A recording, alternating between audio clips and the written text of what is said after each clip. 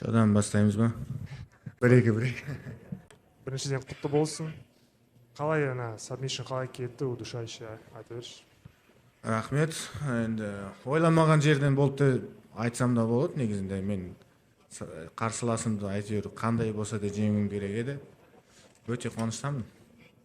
Жекпе-жекке дейін Джефф Нилді өзіңе мықты қарсылас ретінде көре аласың ба деген сұрақ қойылыпты. Сен бұл сұраққа шайқастан кейін жауап берем деген екенсің. Бұл туралы не айтасың?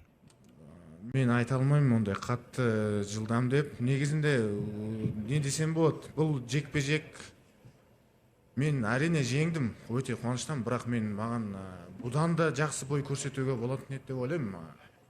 Бұлайна Құдайға шүкір, мыңға шүкір, осыншама жеңіп, оңай қарсылас емес.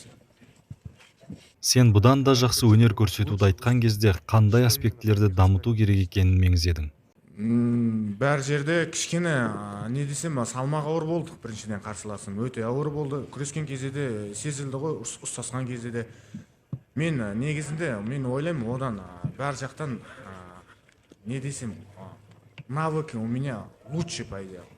Қазақша айтқанда мен одан жақсырақ болдым бәр жақтан. Оның салмағы сенен ауыр екенін білген кезде не ойладың? Ашуландың ба, әлде бәрібір болды ма? Әрине, кішкене не десем болады.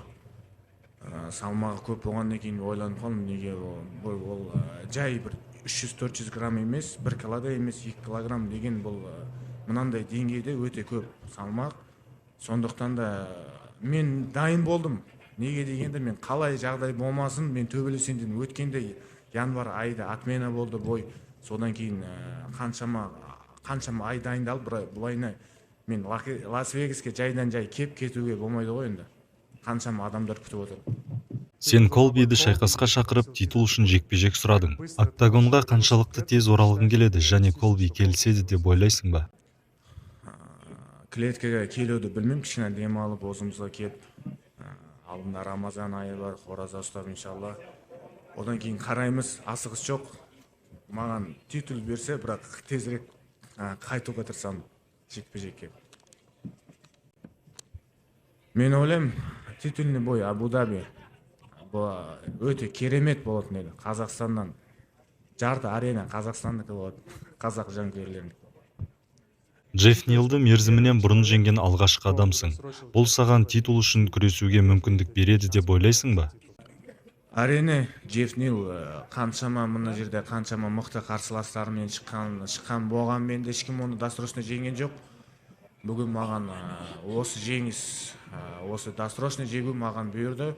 Өте қуаныштамын. Мен ойлаймын, титулге мен былай айтқанда шығуыма болады деп ойлаймын. Тек қана оны UFC шешеді, мен дайынмын. Берсе, октябрьға берсе өте әдемі, мен дайындалып та бәр жағынан өспет етемін.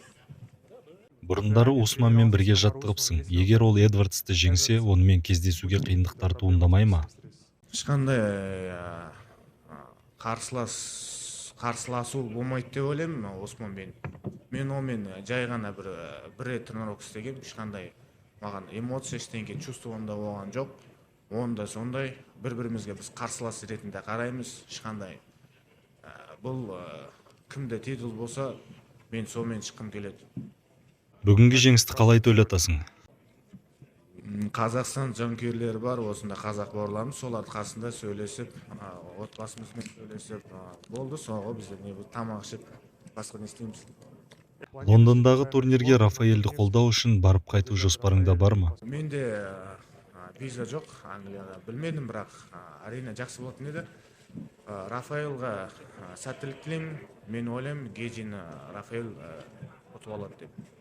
Масвидаль мен Бёрнс жекпе-жегінде кім жеңеді деп ойлайсың? Бёрнс.